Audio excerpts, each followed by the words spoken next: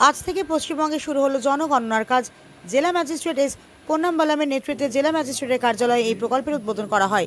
আগামী বছরের মধ্যে পর্যায়ক্রমে এটি সম্পন্ন করার পরিকল্পনা নিয়ে আজ পশ্চিমবঙ্গ জুড়ে এই প্রক্রিয়া শুরু হয়েছে। সেই মতো আসানসোলে পশ্চিম বর্ধমান জেলা ম্যাজিস্ট্রেটের কার্যালয়ে জেলা ম্যাজিস্ট্রেট এস পন্নাম্বালামের নেতৃত্বে এই প্রকল্পের উদ্বোধন করা হয়।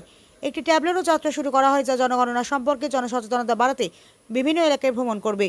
জেলা ম্যাজিস্ট্রেট ও আসানসোলের তরুণ সুরার অভিনব সাউ, বারাবণীর বিধায়ক অরিজিৎ রায় এবং পশ্চিম বর্ধমান জেলা পরিষদের সভাধিপতি বিশ্বনাথ বাউরি সবুজ পতাকা দেখিয়ে এর যাত্রা শুরু করেন। জেলাশাসক জনগণনা প্রক্রিয়া সম্পর্কে বিস্তারিতভাবে ব্যাখ্যা করে বলেন যে জনগণনাকারীর বাড়ি বাড়ি গিয়ে তাদের বাড়ি সম্পর্কে তথ্য সংগ্রহ করবেন। তিনি বলেন যে মানুষ নিজেরাই এই সমস্ত তথ্য সরকারি পোর্টালে আপলোড করতে পারেন। তিনি এর প্রক্রিয়া সম্পর্কে তথ্য দেন। তিনি বলেন যে পোর্টালে নিজেরাই তথ্য আপলোড করার পর একটি 11 সংখ্যার আইডি দেওয়া হবে।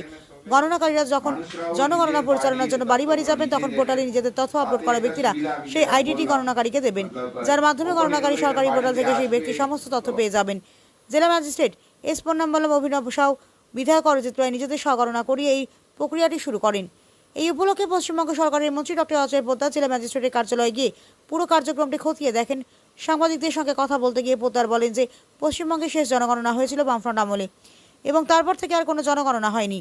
সরকারি প্রকল্পগুলি যাতে স্বচ্ছ ও পরিচ্ছন্নভাবে মানুষের কাছে পৌঁছয় তা নিশ্চিত করার জন্য জনগণনা অত্যন্ত গুরুত্বপূর্ণ।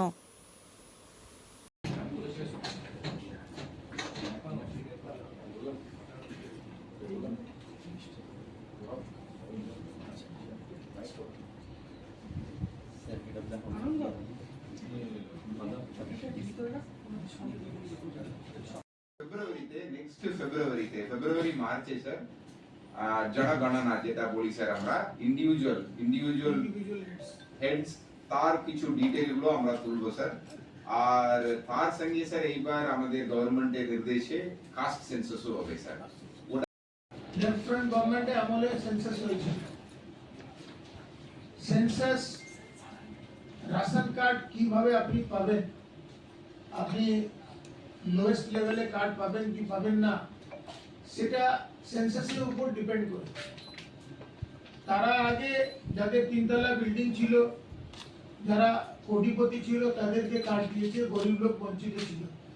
এভাবে এবার যে সেন্সাস হবে, সেন্সাসে আমরা পুরো পরিষ্কার করে দেব যে গরিব লোক আছে তারাই যেমন সমস্ত সুখ সুবিধা পায়।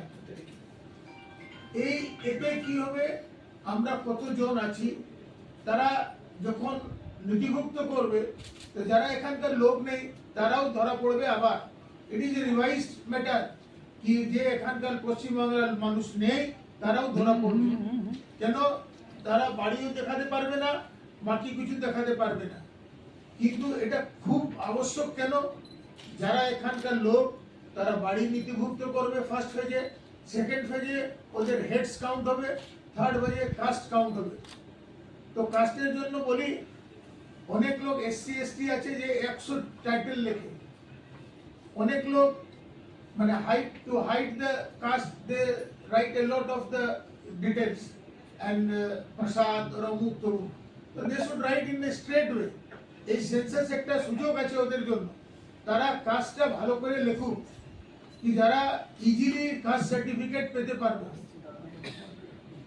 তো বাকিটা তো গভর্নমেন্টের এটা আইন পুরো দেশে প্রযোজ্য হবে, পুরো দেশেরই লোক করছে। পশ্চিমবাংলা এটা খুবই আবশ্যক ছিল। পশ্চিমবাংলা এটা করলে আমাদের অনেকটা সাফল্য হবে যে আমরা গরিব লোকের মানুষের কাছে যেতে চেয়েছি, ওদের কাজ করতে চেয়েছি, ওদের কাজের জন্য অনেকটা সুবিধা হবে।